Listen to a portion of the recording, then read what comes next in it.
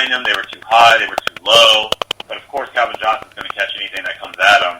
I think with Stafford's inconsistency this year, with his throwing issues, I'm really avoiding Lions wide receivers at all costs.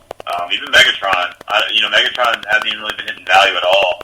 And I think that's a product of Stafford's terrible start. Yeah, I agree. I think there's just nobody there. I mean, I'm a Amir Abdullah owner in 2 leagues, season-long leagues, and I don't see them running the ball on the Seahawks. I don't think that Stafford is healthy enough to get the ball down the field. That offensive line for the Lions is struggling. I think for right now, I'm definitely avoiding all Lions. On the Seahawks side of the ball, I did kind of predict this. I said this after making Jimmy Graham a player that I wanted to avoid in daily. Through the course of the week, I changed my mind after he came out and complained about not being involved in the offense.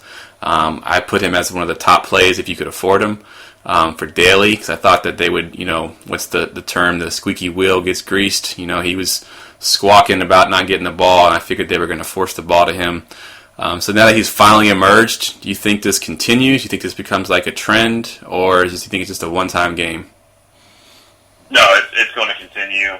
I actually had a friend of mine who's a huge Seahawks fan. I was talking to him earlier, and, Jimmy Graham is a tight end that you basically just need to use as a wide receiver. And I feel that the Seahawks weren't really doing that. So, obviously, Jimmy Graham hated his role. But now with these targets and getting him more involved, Jimmy Graham is Jimmy Graham. He's going to catch touchdowns.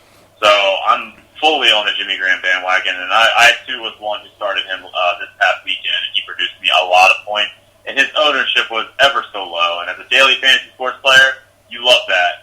But I don't expect to see that continuing this weekend. I think he'd be very, very, very highly owned. But, Jimmy Graham's going to get it done. That's just what he does.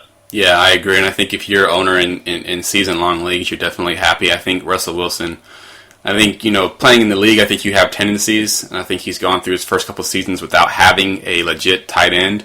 And I think when he's scrambling around looking for players downfield, he's just not used to looking for the tight end. I think that's something he's going to have to get used to. Jimmy Graham is 6'5", 6'4", whatever he is, athletic freak.